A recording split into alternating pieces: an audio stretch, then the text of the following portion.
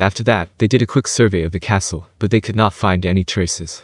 Of course, neither Suzuki Satori or Keno were detector types, so they would not have been able to spot any high-level thieves hiding in here. However, there was a piece of evidence which made them conclude otherwise. The dust is in piles. It looks like this castle was left empty a long time ago, and nobody else came in either. It looked like the castle had been abandoned before the undead conversion had begun, or perhaps the city had been abandoned with it. What should we do? After a quick look around, we haven't spotted any signs that anything happened in the castle.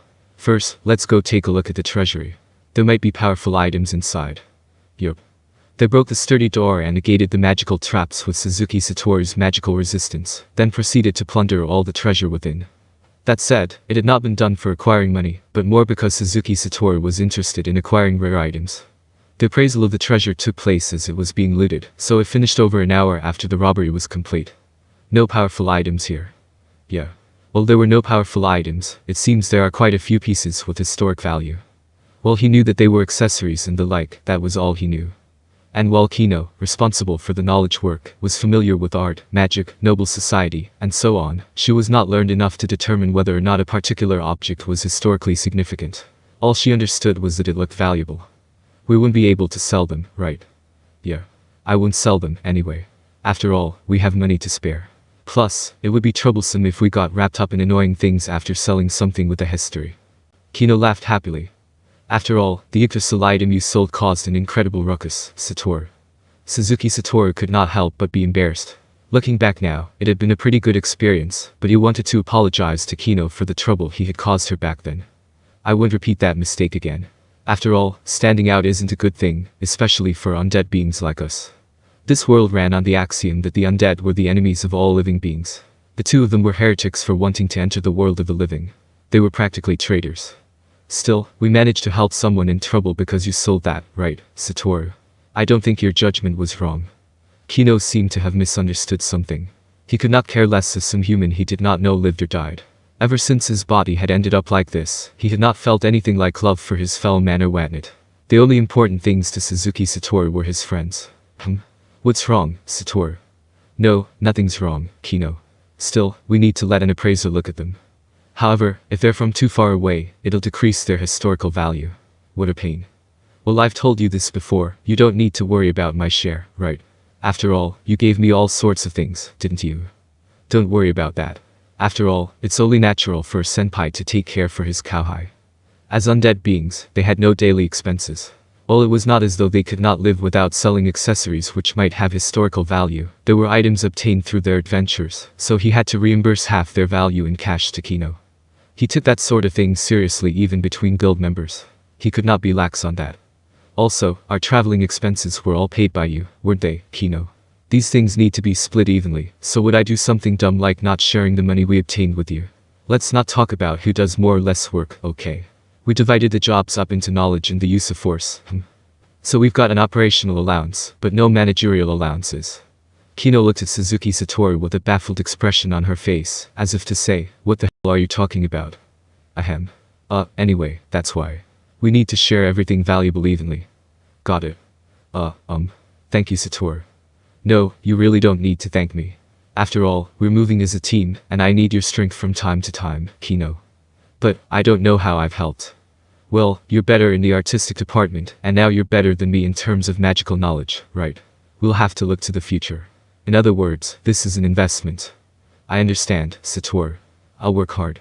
He did not mind even if she did not go out of her way to work hard. Keno had been incredibly helpful even as she was now. However, rejecting her determination might mentally scar her, so he decided to accept her. We'll go with that, then, Keno. As he saw Keno looking delighted, Suzuki Satori remembered the reason he had come here. Now then, let's continue looking around this castle a little more, and look for the reason why there are no undead in this city. What should we do? Oh yes, there's the top and bottom. Let's check the bottom first. The gal. Given that this big castle wasn't meant to be used as a fortress, I think usually they'd build a prison elsewhere, don't you think? But wasn't there a gal in your castle, Keno? Yeah, there was. But it wasn't used for normal people, only to briefly confine high-status people. It didn't look like it had been used ever since I was born. Perhaps there's a gal like that here too. Let's go take a look. If it's not there, we'll look in the city and check inside the cells and the guards' duty posts. They found the gal soon enough, but it was empty.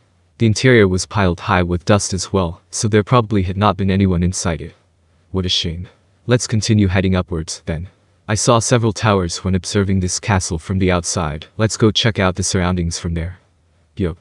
Perhaps the highest tower had been used as a landing platform for flying monsters, because it was very wide and very heavily defended against attack and invasion. You were. Keno exclaimed in delight at the panoramic view of the city. Suzuki Satoru thought. You saw it all from the air while using fly, so why does this scenery excite you so much? However, he was smart enough to not actually say that. When Suzuki Satoru had set foot upon the peak hailed as the highest in the world, he too had been moved by the way he could see everything from the summit. But what had truly left the deepest impression on him was the battle too, which had followed. Suzuki Satoru watched Keno run around in circles and looking around in all directions, and as he saw her display a childishness that matched her appearance, he smiled. After that, he began examining the city, with the mindset that someone had to do what they came to this city for, even if it was just himself. Then, he found something which bothered him. Well, there were 3 gates leading into the urban area of the city. The gate leading to the mountain range seemed to have been split open. Keno, look at that. What do you make of it? It doesn't look like it was broken from the outside, but burst from the inside. Although, if it wasn't destroyed by some terrible strength, how should I put it? Want to go take a look? After receiving Keno's approval, Suzuki Satoru cast fly, and the two of them headed straight for it. And then... Satoru, this is... Yeah, you're right.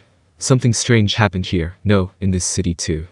One of the doors of the gate they had reached was leaning to one side. It had not been caused by age. And he could see the forms of the city's residents there. No, it would be better to say that they had once been the residents of the city. Countless bones were scattered in front of the gate, within the gate, and behind it. They looked like they had been trampled to bits. He did not know whether to call it a coincidence, but there should have been many more bones which had been pulverized into a powder and swept away, thanks to exposure to the elements. And since the bones had been crushed, there was no way to tell how they had died. I trust there's no doubt that these were once the city's residents. Yeah, did some emergency occur, some confusion that caused everyone to flee for their lives? Or were they turned into zombies, dominated, and then herded outside? Probably the latter. I don't see any luggage scattered around, only bones and clothing. An investigation of the tumbled bones revealed rings and other such items, but there were no gems or other things one would have taken with them while fleeing. Suzuki Satoru looked beyond the door at the place where the zombies of this city had probably been headed. If someone used create undead, the undead produced would be under the control of their maker. After realizing what Suzuki Satoru was trying to say, a look of shock appeared on Keno's face. She could see a tall, steep mountain. It was Mount Cadinius. The summit was wreathed in clouds and she could not make it out. Suzuki Satoru took out his map and checked to see where the large road extending from the gate would lead. This road seemed to circle around the base of Mount Cadinius and led to other cities. If they went down it, they would be able to reach other countries. Now then, stay here, Keno. Could I not? Would that be alright? Keno spoke in a frightened tone. She had probably understood the real reason why Suzuki Satoru had come to this city. It'll be fine, Keno. This was why we hunted Corpus of the Abyss. You heard it from those guys too, didn't you? Intelligent undead beings of great power remain animated even when their creator is destroyed. Even if I annihilate the mastermind behind the zombification, it won't affect you, Keno. No? That's not what I mean. I'm worried about you, Satoru. Huh. I mean, this is a being that turned so many people in such a large area into the undead. It's definitely not normal. Even you couldn't do it, Satoru. I couldn't do something like that. In that case. Keno's face twisted in agony, and then she instantly resumed her normal expression before it kinked up again.